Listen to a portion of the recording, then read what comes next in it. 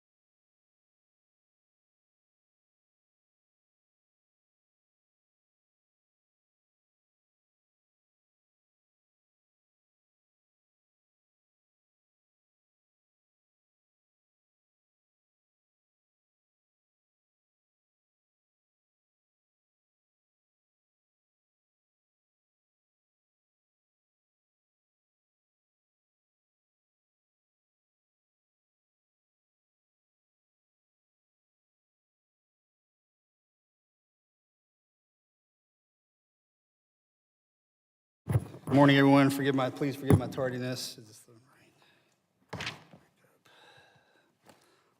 Nobody's going to say that's okay?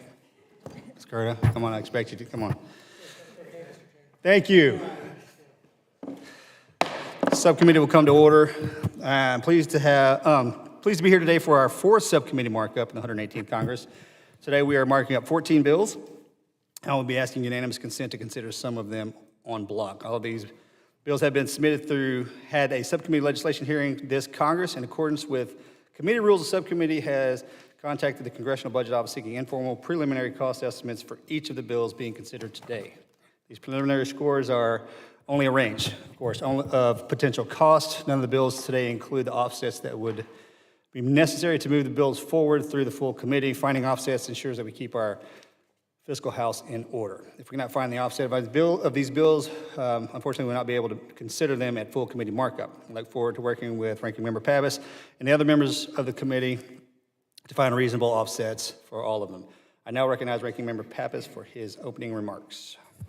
Thank you, Chairman Luttrell. I appreciate you holding today's markup, and thank you especially for agreeing to include 3 bills which I've introduced: H.R. 9055, the VA Insurance Improvement Act; H.R. 9056, the Veterans Burial Improvement Act; and H.R. 9057, the Gulf War Survivors Benefits Improvement Act. H.R. 9055 would expand VA life insurance to all veterans under 81 years of age, whereas now this program is only available to veterans with service-connected disabilities. VA life is required to be actuarially sound, meaning all its costs are borne by the ratepayers, so there is no cost to this legislation. In fact, this bill would actually improve the financial soundness of the program by adding more ratepayers who are younger and healthier to the program. It would preserve the ability of the program to continue premium waivers for the most severely disabled veterans. H.R. 9055 also makes a few technical updates to the Service Members Group Life Insurance by adding Space Force to the definition of uniformed services, allowing guardians to be eligible. H.R. 9056, the Veterans Burial Improvement Act, makes several important tweaks to the benefits program managed by the National Cemetery Administration. The bill makes permanent eligibility for the burial of spouses and children who predeceased the veteran. The bill also allows VA to pay a flat rate for the transportation costs of decedent's remains, allowing NCA to deliver this benefit faster. The bill also provides criteria for group burial markers, expands eligibility for memorial items for Medal of Honor recipients, and expands eligibility for a plot allowance to more veterans, spouses, and dependents. I know many of these provisions are duplicated in other legislation that we're considering today, so I'm pleased we're hedging our bets somewhat and creating multiple avenues for these measures to pass into law, given how precious and uncertain floor time has been this Congress. Additionally, Mr. Chairman, thank you again for considering H.R. 9057. This is the Gulf War Survivor Benefits Update Act. This bill would prevent any potentially inconsistent results in survivors' pensions claims based on Gulf War service and would ensure that all surviving spouses receive the most favorable consideration for VA benefits. Furthermore, this bill provides an established delimiting date based on any termination date based on presidential proclamation of the Persian Gulf War ending, and the language in this amendment ensures that a consistent 10-year qualifying period is afforded to all surviving spouses seeking pension benefits based upon a veteran's Gulf War service.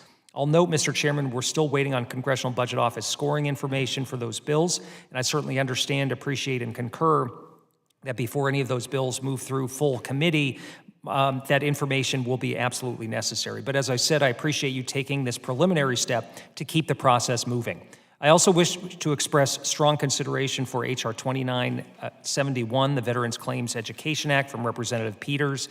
Irrespective of what one may feel about the for-profit unaccredited claims consultants, I think we can agree that more information in the hands of veterans is a good thing so that they can make informed decisions about who, if anyone, they may wish to represent them before VA.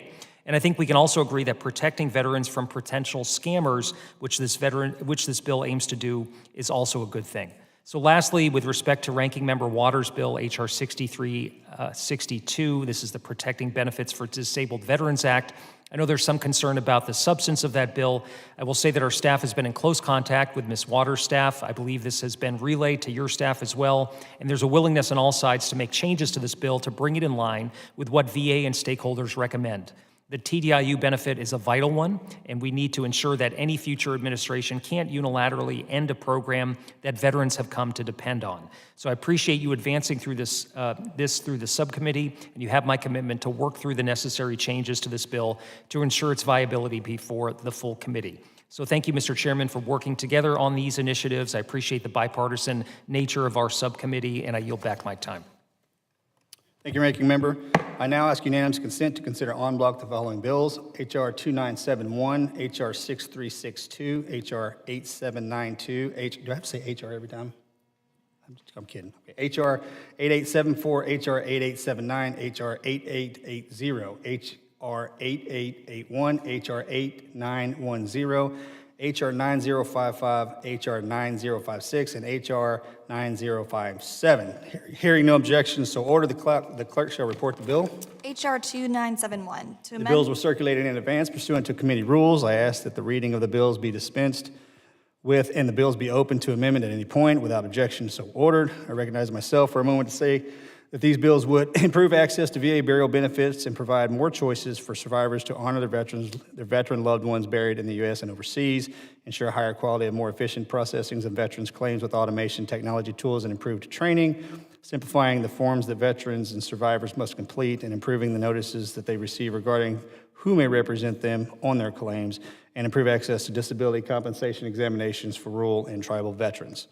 Do any other members wish to comment on these bills and en bloc? Hearing none, I recognize the ranking member for a motion.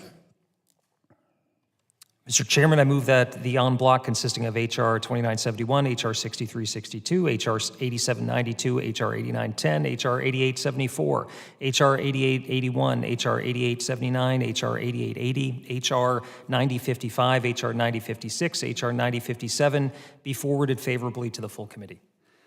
There is a motion to favorably forward all the bills included in the en bloc. All those in favor say aye.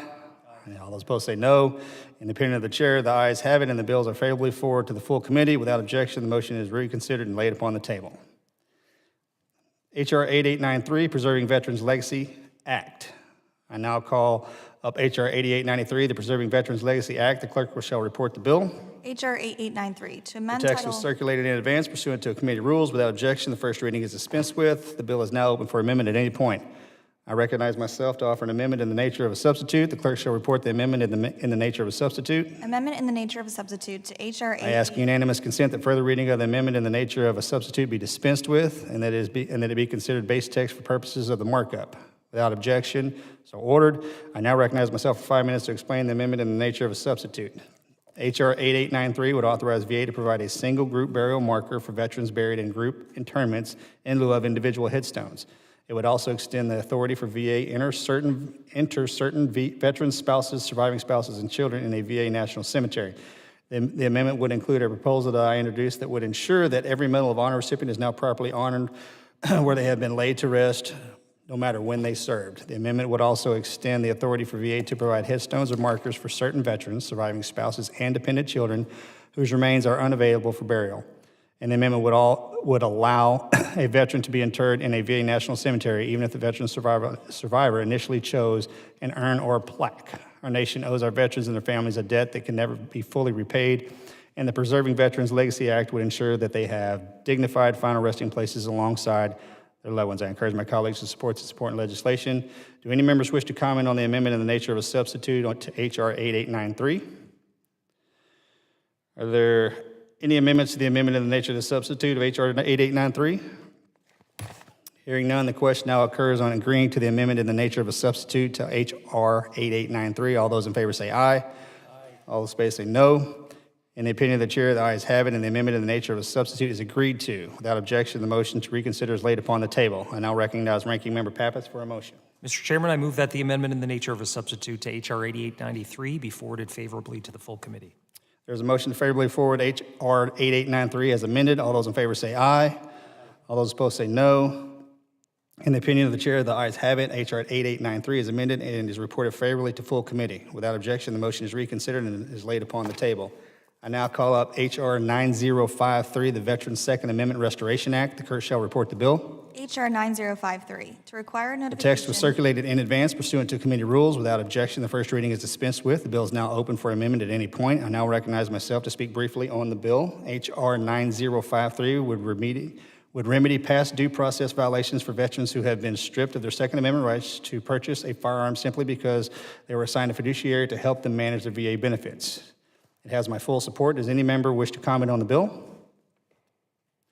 Mr. McGarvey, you recognize, sir? Thank you, Mr. Chairman. Appreciate this. And I understand the desire on this committee to balance taking care of our veterans, making sure they're coming and getting the treatment they need, with also the serious concerns we have for veteran suicide right now. In this country, 18 veterans die each day by suicide, 13 with a firearm. This is a crisis we've talked about in many ways on this committee.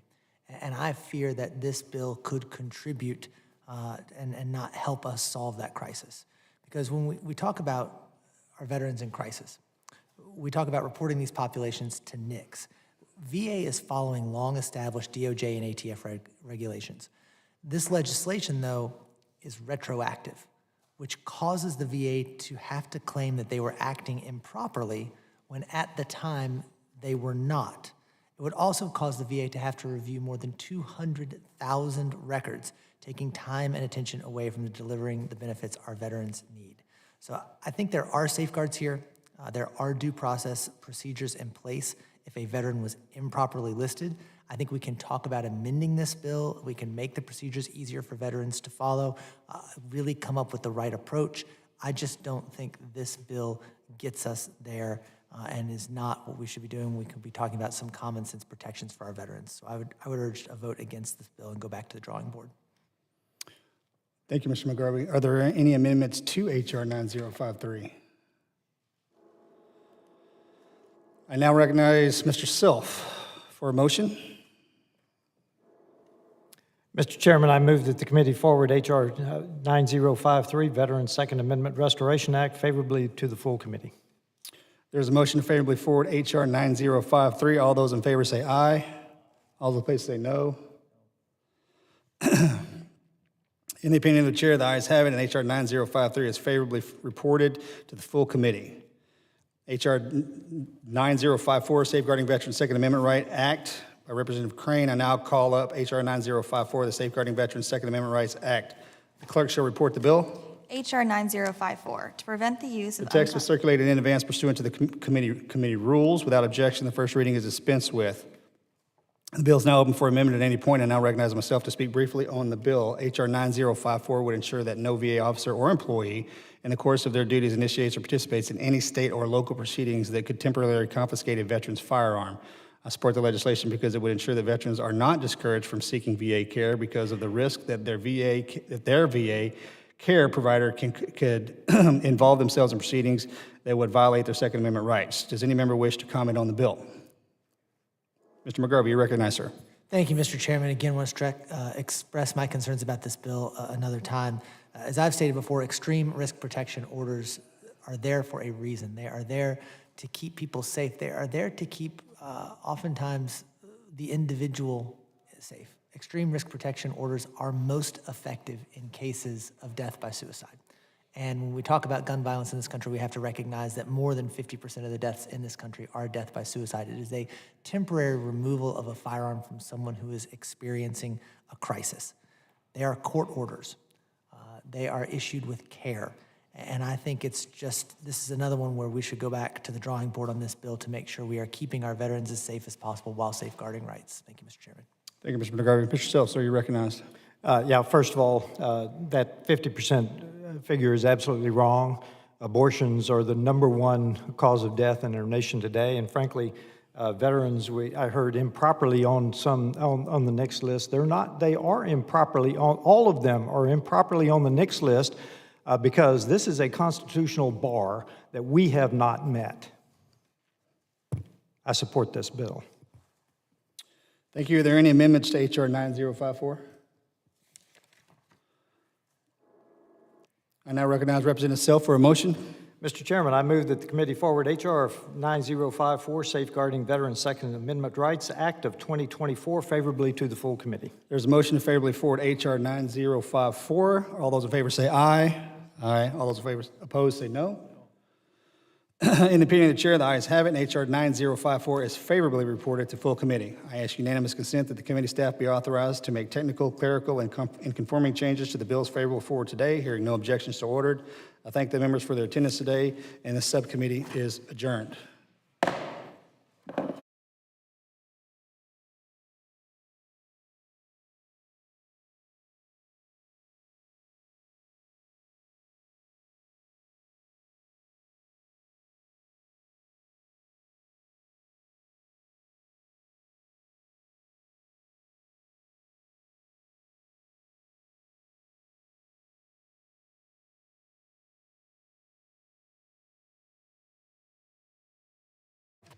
Test, test. There we go. Yep, we got it. We're good.